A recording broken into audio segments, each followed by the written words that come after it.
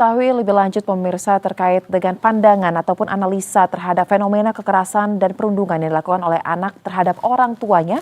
Kita telah terhubung bersama dengan narasumber yaitu Ibu Endang Widiorini selaku psikolog anak dan keluarga. Halo, selamat sore Ibu Endang, apa kabar? Selamat sore, Mbak. Baik, Kabar baik. Baik, Ibu Endang, kami ingin pandangan dan analisa Anda melihat fenomena kekerasan yang dilakukan oleh anak terhadap orang tuanya. Tidak segan-segan, Bu. Yang pertama, di Duren Jaya ini memukuli ibunya. Yang kedua, kasus tadi itu adalah bahkan menusuk sampai korban mengalami luka yang cukup serius. Pertanyaan saya, apa sebenarnya yang menyebabkan mengapa belakangan ini kekerasan di keluarga dari anak kepada orang tua itu kerap kali terjadi, Bu? Begini, kondisi sekarang itu sebenarnya kondisi sulit untuk anak-anak seusia mereka, yaitu antara 20-30.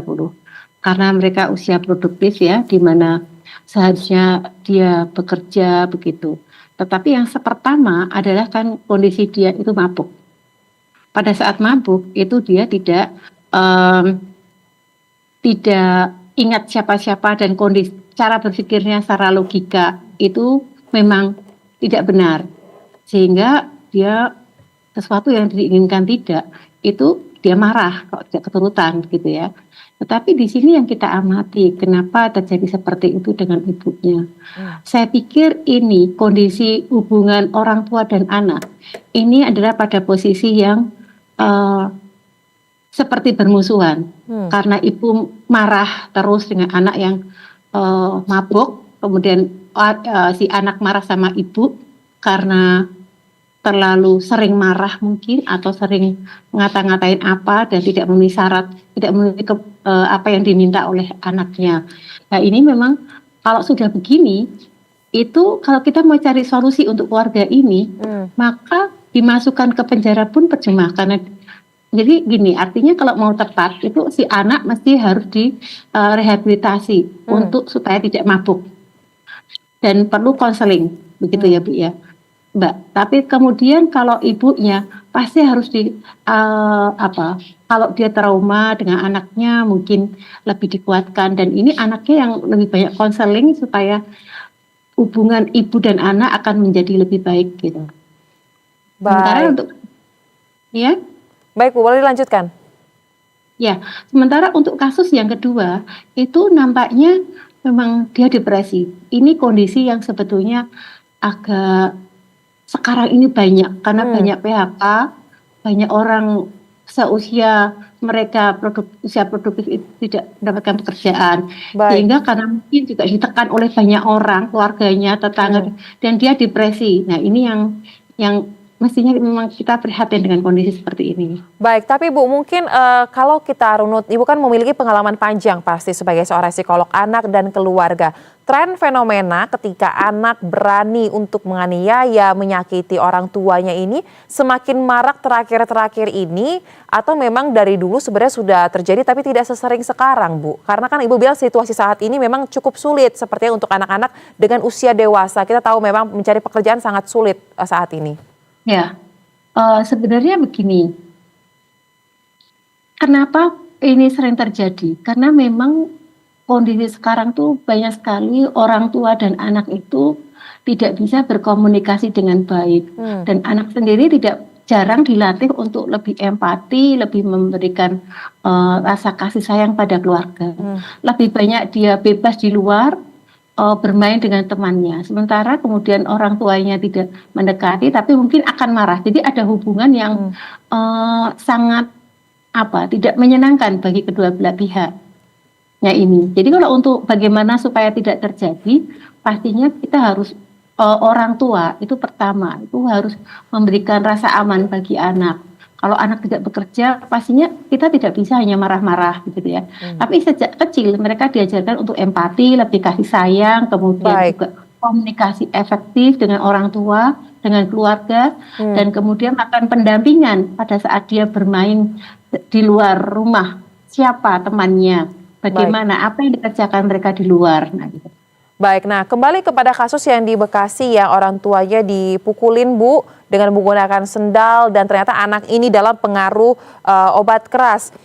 Anda melihat sejauh mana pengaruh dari pola asuh? Banyak yang mengatakan, banyak yang menyebutkan bahwa ini adalah kesalahan dari pola asuh yang permisif. Kemudian anak ini ternyata diakui oleh lingkungan tempat dia tinggal cukup sering berperilaku yang kita bisa katakan anak yang kasar. Ketika keinginannya tidak dituruti, dia bisa menggebu-gebu, marah, meluapkan emosinya. Nah, apakah memang pola asuh dalam hal ini menjadi satu-satunya faktor yang menentukan mengapa hal tersebut bisa terjadi, atau juga ada faktor sosial lain mungkin di mana ia bergaul, berteman, seperti apa? Sebetulnya yang utama adalah pengasuhan, memang. Yang pertama pengasuhan, bagaimana relasi dia dengan anaknya, bagaimana anaknya relasi dengan ibunya, ini hal yang penting. Kemudian anaknya pada saat mendidik, orang tua perlu menanamkan skill bagi anak. Skill apa yang diperlukan adalah skill untuk melakukan relasi dengan orang lain, skill untuk bersosialisasi, skill untuk coping, untuk menyelesaikan masalah. Nah, beberapa yang selain komunikasi tapi juga diajarkan bagaimana anak itu punya skill keterampilan untuk melakukan bagaimana bersikap dengan orang lain, bagaimana menghadapi masalah. Nah, itu juga penting. Nah, jadi kalau dalam kasus yang terjadi di Bekasi ini, Bu, Ibu melihat kegagalannya justru berawal memang dari rumah, pola pengasuhan yang salah, Bu. Kurang lebih seperti itu atau bagaimana? Kalau kasus sekarang pasti salah anak ya. Tapi dari awal itu mereka hubungan dengan orang tua itu ada yang salah di sini. Kalau dikatakan, oh ya orang tua sibuk bekerja, nggak punya waktu. Tapi mestinya ada waktu yang untuk berkomunikasi, entah hanya setengah jam, 1 jam setiap hari. Kemudian membekali anak dengan keterampilan hidup. Kemudian teman-temannya siapa, bagaimana bergaul, bagaimana komunikasinya. Itu pasti anak nggak akan jauh dari orang tua. Meskipun kondisi ekonomi misalnya itu sulit. Baik. Banyak, ya. Nah, lantas Bu, kalau misalnya kita kaitkan dengan lingkungan sosial, Anda tadi mengatakan dalam pola pengasuhan terhadap anak dari orang tua ini menjadi kunci, karena kan orang tua yang memberikan, mengajarkan bagaimana skill bersosialisasi ini dilakukan. Nah, ketika anak masuk ke dalam dunia sosial yang lain, dunia lingkungan yang lain, di sekolah, di pergaulan, nah, apakah ini juga memiliki faktor yang penting juga dalam bagaimana si anak ini bisa menentukan membawa diri? Karena faktanya Bu, ada anak yang mungkin memiliki komunikasi kurang baik dengan orang tuanya, tetapi dia bisa membedakan mana yang baik, mana yang benar, sehingga ini hasilnya, karakternya, outputnya berbeda. Seperti apa, Bu? Iya, pada saat memang tidak sama. Mungkin kita tidak tahu bahwa dalam keluarga yang anaknya tetap kembali ke orang tua, tetap baik dengan orang tua, kemungkinan memang ada anak itu kan sudah keluar. Nah, di luar itu tetap ada komunikasi antara orang tua dan anak, sehingga si anak ini kalau ada masalah apa-apa dia cerita dengan enak. Nah, kadang-kadang memang tidak ada orang tua yang sengaja membuat anaknya itu bermasalah ya Bu. Tetapi kenyataannya karena orang tua itu tidak tahu harus bagaimana, gitu ya. Jadi anak keluar, ya anak udah gede pasti ngerti ya. Tapi kenyataannya nggak ngerti apa yang harus dilakukan. Nah, apa yang dilakukan itu yang membuat yang utama itu adalah hubungan relasi di mana anak itu percaya pada orang tuanya dan orang tua itu percaya dengan baik. Jadi siapa dia berteman, apa yang dilakukan, ada masalah apa dengan anaknya, itu si ibu itu bukan mencari solusi tetapi mendampingi anak untuk bisa melakukan memilih apa yang tepat dalam menghadapi masalah itu, sehingga anak itu lebih tangguh dan dia tahu kalau orang tua menanamkan nilai-nilai baik daripada anaknya, itu cara penyampaiannya pun berbeda. Kalau hanya mungkin orang tua sudah kurang apa saya menasehati. Nah, cara menasehati pun agak berbeda. Kalau pada saat anak salah, misalnya anak pulang terlambat, si ibu akan menyampaikan, kenapa kamu terlambat? Kamu nggak tahu, kamu kan udah. Nah, itu mungkin ibu mengatakan itu nasihat, tapi itu marah. Betul. Si anak, kenyataannya akhirnya apa? Si anak itu banting pintu masuk kamar. Baik. Pola komunikasi, cara komunikasi yang berbeda gayanya Bu ya. Jadi yang ditangkap tuh bukan pesan utamanya, tetapi marahnya, emosinya, sehingga ini membuat mengapa anak dan orang tuanya mungkin kerap kali selalu berasanya bentrok, tidak akur ya. Nah lantas Bu, untuk kasus-kasus yang sudah terjadi, kita bahas yang sudah terjadi, terjadi kekerasan, ada korban. Bagaimana intervensi dari psikologis yang bisa dilakukan untuk kasus-kasus seperti ini? Apakah sudah serahkan saja kepada ranah hukum karena memang sang anaknya sudah dewasa dan ibunya mungkin diberikan pendampingan psikologis saja, atau memang ada tahap lain yang bisa mesti diupayakan? Kalau menurut saya perlu tahapan. Perlu tahapan di mana sih hubungan orang tua anak diusahakan menjadi lebih baik lagi. Dan anak tidak menjadi dia merasa terpuruk. Dia harus menyadari kesalahannya dan dia harus bangkit. Itu yang utama. Dan orang tua memaafkan anaknya dan bergandeng tangan untuk menyongsong masa depan anaknya yang masih panjang. Baik. Itu. Baik, berarti ada intervensi tetap ya Bu agar hubungan keluarga ini tidak terputus tapi tetap beriringan dengan proses hukum yang berjalan ya, karena kan sudah dewasa ya Bu ya. Nah lantas Bu, mungkin bisa diberikan juga sebagai masukan sebagai seorang pakar kepada masyarakat yang menyaksikan dialog kita ini. Kira-kira untuk anak-anak zaman sekarang yang memiliki gaya komunikasi yang berbeda, bagaimana sebaiknya orang tua untuk dapat mendekatkan diri agar pesan mungkin yang ingin disampaikan kepada orang tua ini bisa diterima dengan baik juga dan tidak terjadi misinterpretasi Bu di antara kedua belah pihak. Silakan. Ya. Jadi begini, seorang anak itu pasti ingin orang tua itu menghargai dia, orang tuanya menghargai dia dan bersikap hangat sama dia. Ini yang utama.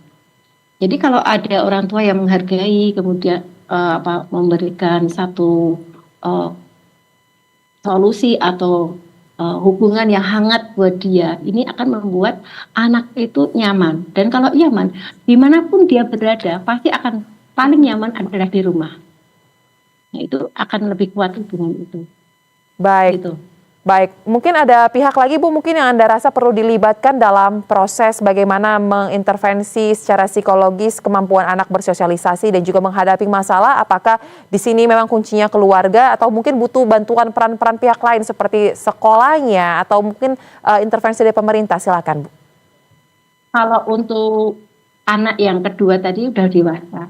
Nah ini lingkungannya yang harus, atau omnya atau siapapun saudaranya selain ayah ibunya itu sebaiknya jangan menuntut dia untuk bekerja secara seperti dia disalahkan karena dia tidak bekerja, karena mencari pekerjaan juga tidak mudah apalagi tidak punya koneksi begitu ya.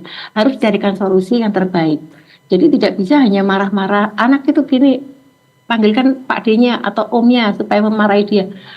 Kita cari solusi bareng-bareng apa yang terbaik. Itu kalau usia udah 28. Tetapi kalau usia masih remaja, masih sekolah, maka sebaiknya dilibatkan ke sekolah. Dengan pendampingan, penghargaan dari keluarga dan sekolah pasti akan diterima. Baik, kolaborasi tetap juga diperlukan ya, tetapi memang perhatian utama dari orang tua kepada anak ini menjadi kunci agar anak ini bisa bertumbuh sesuai dengan harapan. Terima kasih Ibu Endang Widiorini selaku psikolog anak dan keluarga telah berbagi analisa bersama kami di Berita Satu Sore. Salam sehat Ibu. Terima kasih.